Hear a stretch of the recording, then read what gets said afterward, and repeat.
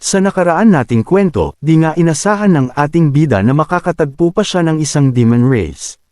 At ito si Angier, na nakakaalam nga daw ng tunay na nangyari pagkatapos mamatay ng ating bida nung siya pa ang Demon Lord. Kaya naman napagpasyahan ng ating bida na, gawin ang lahat para maligtas din si Angier kahit anong mangyari. Bago pa nito mahanap si Angier may mga lava worm na bumungad sa ating bida. Kahit na gaano karami nila at mas mataas pa ang level kumpara ating bida madali lang nitong pinaghati-hati sila at nakuko. Langan pa nga daw ang ating bida.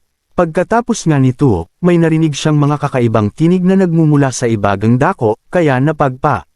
Siyahan nitong puntahan at doon nga nakita ng ating bida, ang patay gutom na si Shantian. Na may ginamit na kakaibang talisman at pumukaw naman ang atensyon ng ating bida kaya nito nilapitan na. At doon na ulit binigyan nito ng pangalawang sapak sa kabila ng nakita rin nitong pagpatay sa ibang kasamang hunters nito. Ano nga daw pinagsasabi ng patay gutom na mamamatay daw ang ating bida nito mukhang baliktad daw sino mamamatay. Nagsimula na nga ang laban nila sa pagitan ng ating bida at ang patay gutom na si Shantian.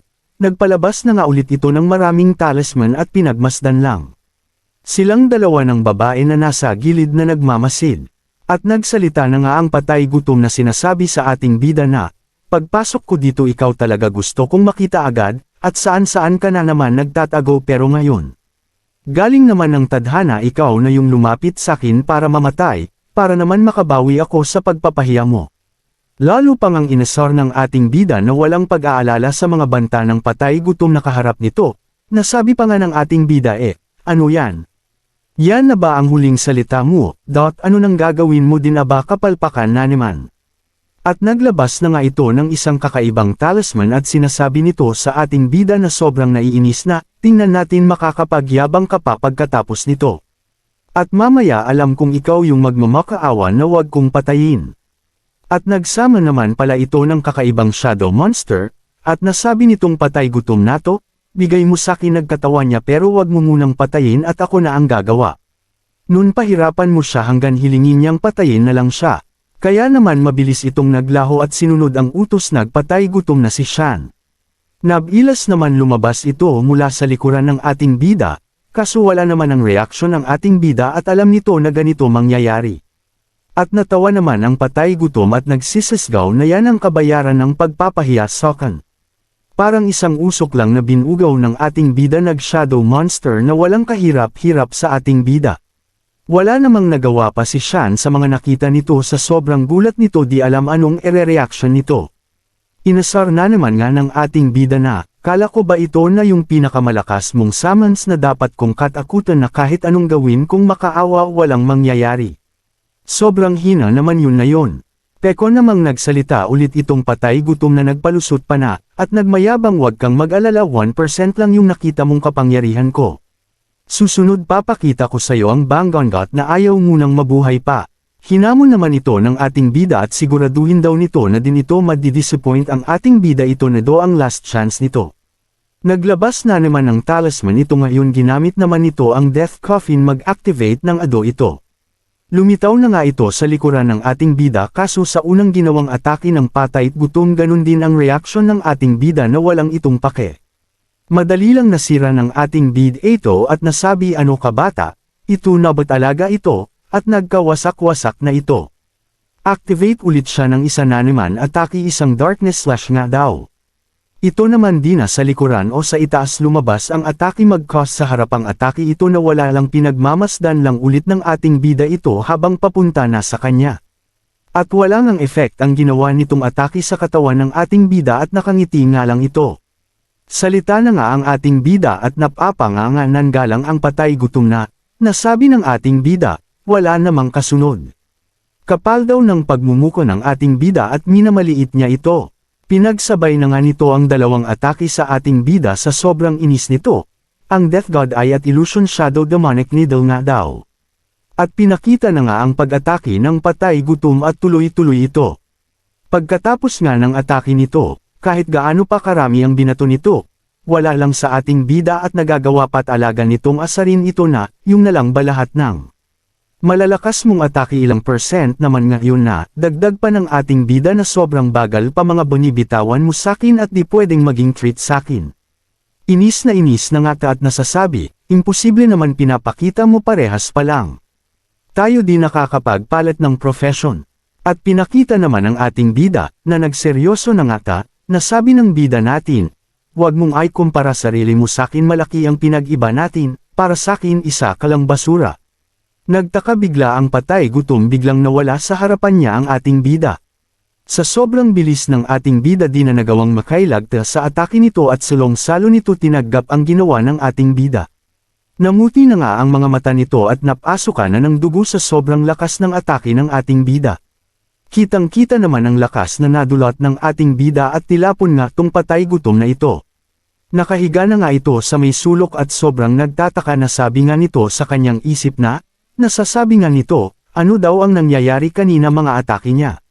Walang effects ngayon ang heroic armor niya na ginawa pa ng clan leader nito, na kahit nasa level 60 pa do di agad ito basta-basta masisira pag inatake. At dito na nga nakaramdam ng pagkitikot ang patay gutom na si Shan Tian. Dali-dali naglabas ito ng talisman para makatulong daw sa kanya para makatakas kaso dadalaw nga lang ito dahil ayaw nitong mamamatay daw dito. Kaya naman sumugod na ang ating bida para mapatay na itong patay gutom na ito. Nasabi nga ng patay gutom ito na daw ang tamang oras para gamitin ang trump card nito. Ginamit na nga nito ang skill na Darkness Descent. At ano nga daw itong bumabalot sa ating bida na kakaibang aura. At pinakita na nga ang ating bida na wala na ito sa katinuan at nakatungangan na lang ito habang may nilalabas itong kakaibang aura. Kaya naman tawa ng tawa ang patay gutom at nagnanalo na daw siya at ang ginawa nga daw nito ay instant takeaways ang 5 senses nito. Ngayon ay ngiting tagumpay na itong patay gutom at naiisip nga nito na ito na daw makakaganti na ito kung kanina gusto nito pahirapan muna. Ang ating bida kaso ngayon daw kailangan na nitong mawala agad. Nag-release naman bigla ang ating bida at tinanong ang patay gutom na si Shan Tian. Nasabi nga ng ating bida na, talaga bang hindi ka clown? Biglang pinakita ang patay gutom na si Shan Tian, nagulat at animoy nanjing clown ito. At may ginawa ang ating bida. Bumaon ang kamay ng ating bida sa katawan ni Shan Tian, na di nito inaasahan na wala palang kwenta talaga ang lahat ng effort nito. Tinuluyan na nga ng ating bida si Shan Tian at nasasabi basura ka talaga wala pala akong mahihintay sayo. Pikita naman ang system sa kanya na nag-level 2 na nga ang kanyang skill na Vampire Mark, na ang capability nitong skill nito ay kaya nitong mamarkahan na kahit sinong target. At kahit saan at anong gawin nito ay malolocate nito, at may cooldown nga itong 100 seconds at walang mana consumption. At nakakuha naman ito ng talisman at nasasabi ng ating bida na interesting nga daw at galing daw ng talisman na gamit nito pwedeng mag-restore ito ng kahit anong ability. Pero isang beses mo nga lang pwedeng magamit ito. At may nakita siyang talisman na hindi pa na-activate kung ano yun kaya nagulat ito at ano nga daw itong kakaibang aura ng talisman. At nasabi nga nito ito kaya yung alas ng basurang yun grabe kahit papano nakaramdaman ako ng kaba. Dagdag pa ng ating bida baka gusto nitong magamit sana sa boss at sinisave nito kaso wala inaunahan ko na siya. At habang nag-iisip ang ating bida may tumawag sa kanya kaya ito napalingon kung sino ang tumatawag, nagsisigaw itong babae na salamat daw sa pagligtas sa kanya. Dagdag pa ng babae Borther, makakabo din ako sa pagtulong mo, once na nakauvan ako masasabi ko ito kay Papa at malamang gagantipalaan ka nun. At di naman nagsalita ang ating bida sa mga sinasabi nito dahil nasa isip ng ating bida ay, wala naman sigurong makakakita pag pinatay daw nito itong babae, para sa experience points. Kaso may biglang sounds na may nag-activate ng spell. At nagulat ang ating bida at nakatingin sa pasugod na lalaki na nagsisigaw na layuan nga daw ang ating bida na galit habang nag-a-activate nato ng skill. At nasabi naman ng ating bida na, sino naman tong mongoloid na pasugod na ito? At pinakita naman sinasabi ng ating bida, si Zhang Shouyi at Profession Warrior at ang level 55, at ito yung sinasabi ng babae na Uncle Zhang nito. Palapit na nga itong si Zhang sa ating bida at habang galit na galit. At nasasabi na lang ng ating bida na nasisisiraan na ito ng ulo, pero grabe level 55 na warrior. Buti na lang bago pa lang magtama ang atake nito sa ating bida hamarang nga itong babae at sinabi nito.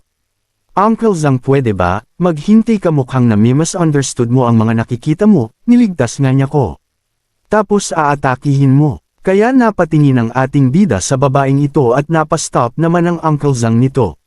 Sarkastikong sinabi pa itong batang ito, nagligtas sa iyo, talaga ba, at di nga talaga ito naniniwala. At sabi naman ng babae habang pinapakinggan lang ng ating bida, oo nga Uncle Zhang, mutikan na talaga kung mamatay. Pero biglang dumating siya at tinulungan ako sa bastardong lalaki kanina. Bigla namang humans ito ng pasensya sa ating bida, sorry sa inasto ko kanina, pa bigla ako, pasensya ka na. At lumapit na nga ito sa kanyang uncle at nagpakilala na ito sino itong babae, ako nga pala si Zhang Jingjing. At itong kasama ko ito si Uncle Zhang Shouyi, ikaw anong pangalan mo, tanong sa ating bida. Straight namang sumagot ang ating bida, nasabi nga nito, ako nga pala si Zhou Qing at matanong ko ang dib na ang class ng uncle mo. Ay warrior, pero kanina may ginawa siya na hindi naman skill ng warrior yun, tanong ng ating bida ka Jingjing. At ang sumagot naman ng kanyang Aunt Zhang, ang totoo niyan, my real class ay isang astrologer, pero nagagawa ko paring magamit ang iba kong kasanayan kahit nagpalit na ko ng class, pero dai ko inasahang mapapansin mo yun ah. Dagdag pa nito na, yan ay fake impression dahil ang true attribute ko din talaga at class wala enmang iniba. Natanong na lang ng ating bida sa kanyang isip, bog batu, at pwede bang ganon na makapasok ka freely sa kahit anong dungeon? Exaggerated naman itong hinawakan ng kamay ng ating bida at nasasabi, alam ko Zhou Qing, mabuti kang tao, bakit hindi mo gawing makiwag team up magkasamang mag-travel sa loob? At alam ko sa pagtutulungan nyo madali lang ang mga kakaharapin na hamon mamaya. At nasabi naman ng ating bida na, salamat sa offer mo, kaso mas okay sa akin ngayon ay mag-isa, at baka dito na lang mag-cross ang landas natin. Nakatitig na lang ang ating bida dito habang sinasabi, alam kong hindi basta-basta ang taong yun, kailangan ko pa rin mag-ingat, at hindi biro ang lakas din ito. Sumigaw na nga ulit si Jingjing sa ating bida kung talaga bang magsusolo lang ito at ayaw ba talaga nitong sumama, dagdag pa nito sakaling ayaw talaga nito, mag-iingat daw ito. At maraming salamat daw ulit. Nakalayo na nga ang ating bida kala Jingjing at sa Uncle Zhang nito. At nasabi nga sa isip ng Uncle Zhang ni Jingjing, kahit napakabata na ito masyadong sigurado Lage ang mga hakbang nito. At polidaw mga kilos, nakakabilib, at makikita naman natin ang pagmumuko ni Jingjing na nanghihinayang hindi pumayag ang ating bida. Kaya naman gumamit na nga ito ng skill, para daw makita kung magiging banta daw ba ang ating bida sa hinaharap at malaman ano ang mga status ng ating bida. Nagulat nga ito nung ginamit na nito ang skill niya, nagkaroon ng lamat. At pagkatapos magkalamit biglang sumabog sa kanyang kamay ang sarili nitong skill na hindi nito inaasahan na mangyari, at nagawa pa nitong masubitan ito ng kunti sa sarili nitong skill sa kanyang page. Ang maabong itsura nito nang umalis ang ating bida na palitan ng sobrang galit, at paano daw nangyari yun, di gumana ang skill niya, bumalik pa sa kanya, sobrang laki nga daw ng treat. Ito sa kanila kaya kailangan mapatay daw nito agad ang ating bida. Sa kabilang banda may mga grupo ng mga hunters na hirap sa kanilang kalaban sa mga oras na ito. Pinakilala naman itong kalaban nila walang iba kundi ang Flaming Demon Spirit. Ang race nito ay elements, nasa level 35 naman ito. May isa namang nagrereklamo dahil pala sa team na kasalukuyan na nabuo nila wala daw healers or long range man lang, lahat naman daw sila ay warrior, kaya paano pa nila patatalo daw ito. Nasasabi din ng ibang hunters na sobrang lakas pa daw ito, paano pa daw nila ito malalabanan ng maayos kung walang mag-heal sa kanila. Meron naman nagsalita sa likuran nila at napalingon nga ang iba, nasabi kasi sa wakas may halimaw nang nagpakita, at may gapa-bonus pang mga tao. At pinakita naman na ang sino nagsisalita dito sila Angier pala at si Longyan. Nasabi pa nga ni Longyan na, puro basura ang lahat ng nasa loob dungeon, di ba totoo naman? Sinasabi ko Angier ka nito dito, sumagot naman si Angier na, wag ka na, puro salita gawin muna. Sige na nga, pwede na tapampainit kahit papano, sinasabi nito habang nilalabas ang weapon niya. Bigla naman nagdash ng napakabilis ni Longyan papunta sa mga ito. At nakita naman ng ibang hunter ang mga ginawang pagsugod ni Longyan na mag-isa, nababaliw na daw ito. Talagang sumugod na nga ito na walang halong takot, nasasabi pa ng ibang nandon ay wala ba itong takot sa kamatayan. Pasugad na nga ito at nasasabi pa na kayang-kaya daw nitong patayin ito kahit siya lang daw. At nag-release na ito ng napakalakas na aura. Bilis nga ng pangyayari tuloy-tuloy ang pagsabog habang hinihiwa nito ang halimaw. Tagumpay naman itong napatumba ang isang halimaw ng mag-isa at napaka-bills pa daw. Okay lang bang isang hit lang ginawa ko, tama lang ba yun sinasabi nito sa isip niya at pinakita na nga nito talaga na ibang level ito na ang pinagtulungan ng marami mag-isa nito tinalo.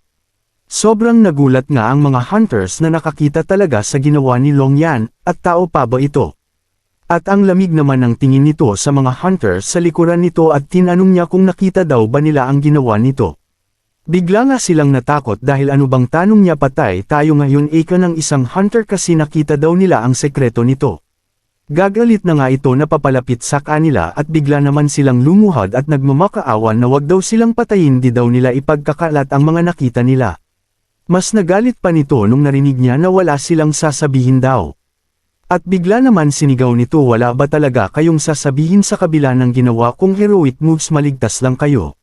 Di nyo man lang sasabihin na ang galing ko at napakagwapo pa. Kala nila mamatay na do sila yun lang daw pala yun, napakawalang hiya daw ni Long Yan na sasabi nila sa kanilang isip, idiot nga daw. At bigla naman nagyaya ito na sundan daw nila si Long Yan wag silang mawala sa paningin nila, at tataka na naman mga ibang hunters habang nakaluhod pa. At para daw makita nila ang handsome heroic fight na gagawin nito, kaya pala gusto ni Long Yan na sumama sila may sapak talaga sa utak. At pinapanood lang pala ng ating bida ang mga pangyayari at nasasabi maghintay lang daw ito si Anjeer at di nga talaga din, na-expect ng ating bida na may ibubuga daw.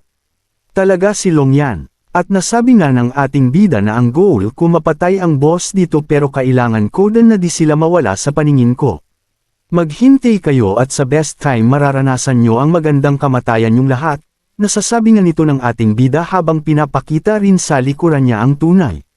Na siya. At napunta na nga sa eksena si Long Yang habang kaharap nito ang mga Red Goblin at may malaking statwa na may espada. Bilis nga nitong nilagutan ng hininga ang Goblin nang walang kahirap-hirap. Pini-Saturday pa nito habang nakangiti ang ulo ng Goblin na hawak nito. At bigla naman gulat ang mga ibang halimaw sa brutal na ginawa ni Long Yan. Kaya naman walang sinasayang na sandali si Long Yan at nag-all out talaga. At sinaglit lang nito ang mga halimaw sa harapan nito na walang kahirap-hirap. Habang pinagmamasdan ng ating bida ito, di nga talaga mapakali ang isip ng ating bida at baka meron daw itong ginagamit na special equipment at di rin kasi tugma. Ang mga pinapamalas nito, at pinakita naman na sinasabi ng ating bida na halos same silang ginagamit at mababa man ang level nila di daw eto nakaka-epekto sa kakaibang kakayahan nila. At nasabi din ng ating bida na locally hindi daw ito matalino. Pinakita na nga ito na fan-flex na naman ang sarili at sinasabi na ang lakas daw niya gwapo pa daw. Lumapit na nga it sa estatwa kanina at sinasabi na kasil daw ba ito mukhang may kakaiba sa estatwa. Habang pinagmamasdan nito ang estatwa may malaking fireball naman ang parating sa likuran ni Long Yan. Di na nga nagawa ni Long Yang ang makaiwas kaya sulong salo niya ang malakas na pagsabog. Pinakita naman ng halimaw na gumawa nito at natutuwa na nga at natapos na daw ang lahat. Biglang umilo nga ang iba't ibang parte ng katawan nito at biglang sumabog din ito pagkatapos nitong magsalita.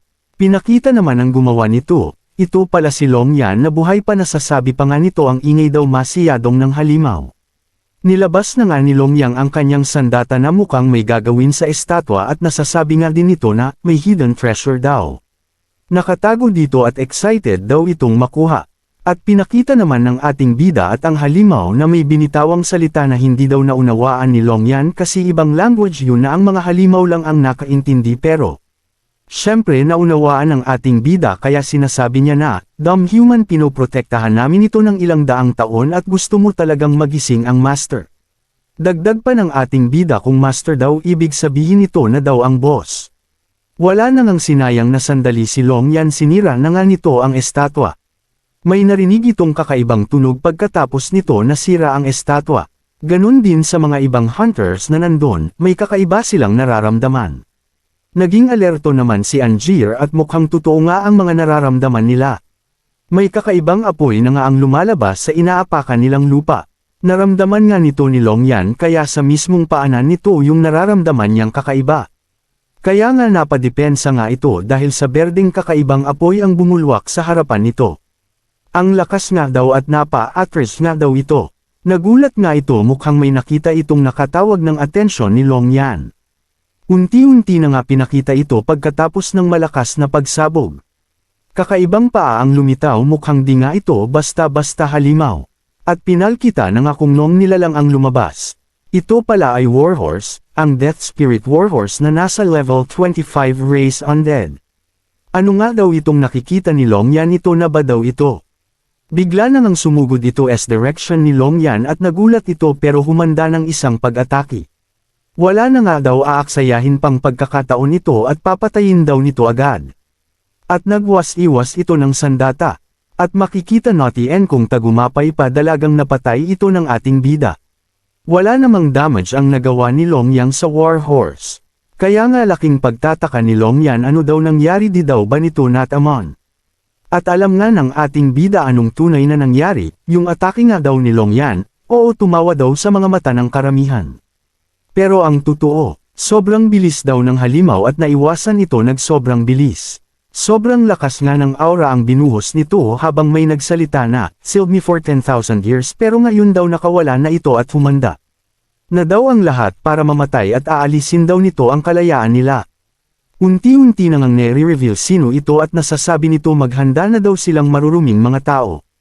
Pinakita naman na kung sino itong individual na bumangon sa malakas na aura na yun, at ito pala si Hell's Master at ang level 1 nito ay level 60. At ang race Demon Race. Lubos na ngang naglabas ito ng aura habang sinasabi accept na daw ng mga mababang uri ng tao ang kapalaran nilang mamamatay sa kamay niya. Susunugan daw nga nito ang mga pangarap nilang lahat dito eka ng halimaw na ito kasama sila. Di naman makagalaw si Longyan at nawala ang tapang nito, habang palapit na din ang atake ng dungeon boss. Pinakita naman ng ibang hunters na kasama nila ay nasusunog na nga sila na walang kalaban-laban. At iing bida naman kahit na di naman ganun kalapit sa kanila naaboy ito ng atake ng dungeon boss sa sobrang lakas nito. Mga armor na nga lang ang natira sa mga hunters na nandun at buti na lang nandyan si Angier at nagawa naman nitong masalag ang atake ng boss dungeon at si Longyan ay walang magawa din, at aminado na iba ang kakayahanan nila. Nasasabi nga ni Longyan kay Angier, "Salamat Daiko, inasahan na aabot tayo sa ganito, masyado akong nagpakampante." At nasabi ni Angier, "Kailangan natin makapag-isip ng plano paano makakatakas dito at kukulangan ang lakas natin para matalo ito." Nasabi nga nitong boss dungeon na, habang naglalabas na naman ng panibagong atake. "Wow, human race at demon race, what a weird combo, pinapatawa nyo naman ako." Nasabi na lang nito, "Wala akong pake, maghanda na kayong mamatay." Mukhang suko na sila Longyang Angier, alam nilang di na nila kakayanin masalag ito, at papalapit na sa kanila ang atake ng boss dungeon. Sorry na lang ang nasabi ni Angier habang malapit na sa kanyang pagmumuka ang atake ng boss dungeon. Galit na galit naman ang dungeon boss at sinasabi nito sino daw yung nangialam, mukhang may samalag sa atake nito kaya nagagalit. At pinakita na nga ang samalag sa atake ang ating bida pala at nasasabi nga nito, "Wala kang karapatan para saktan ang mga mahal ko sa buhay," at nagulat si Angier sa mga nasasaksihan nito. Madali nga lang nahawakan ng ating bida ito kahit na naglalagabgab ito. Pinakita na nga sa malayo ang mga pangyayaring nagaganap. Natuwa naman itong boss dungeon at nasasabi nito, "Not bad ang masalag ang spear ko, anong pangalan mo human?" Ika ng boss dungeon sa ating bida. Galit na galit nga ito at winuwasak nito ang spear sa kamay nito. Nagpakilala na nga ang ating bida, at sinabi nga nito kung sino talaga ito. "Ako, ang immortal demon lord na si Adesala." Nagalit na galit nitong sinabi ito. Narinig pala ni Angier ito kaya napapaiyak at nasabi nito, "Father, impossible father, alam ko namatay na siya long time ago." Hinawakan naman ng ating bida itong ulo ni Angier at sinabi ng ating bida, "Di ka pa rin nagbabago, crying baby ka pa rin." At nasabi pa nga ng ating bida habang nakahawak ito sa ulo ni Angier, "Pasensya ka na at ikaw tuloy ang nagsusuffer ngayon. All these years alam kong masakit yun, pero ngayon nandito na ko, proprotektahan kita." At habang nasasabi nga ng ating bida ito nakikita talaga at ramdam ni Angier ito talaga si ang Dumang Lord. Kaya nga naniwala na si Angier at nasabi nito, totoo nga ikaw nga Father pero bakit nasa katawan ka ng isang human? Nasabi naman ng ating bida ay mag-uusap daw sila mamaya habang naglalabas na nga ito ng weapon niya. Una papatayin ko muna ang taong gumawa ng alipiin ka para wala ng sakit sa ulo, at ang tinutukoy nitong papatayin muna niya ay si Long Yan. Parehas naman nagulat si Long Yan at ating bida kasi hamarang si Angier sa kanila at nasabi nito di daw masamang tao si Long Yan kaya okay lang daw. Napaiyak na naman ito at nasabi nito sa mga nagdaan daw na taon ito daw si Long Yan ang nagproprotekta sa kanya kaya gumawa ito ng contract sa kanya. Totoo ngang may kakaibang pag-iisip si Long Yan at nasabi pa naman opo daddy please pagkatiwalaan nyo po ko at di nga naman nagugustuhan ng ating bida ang narinig nito.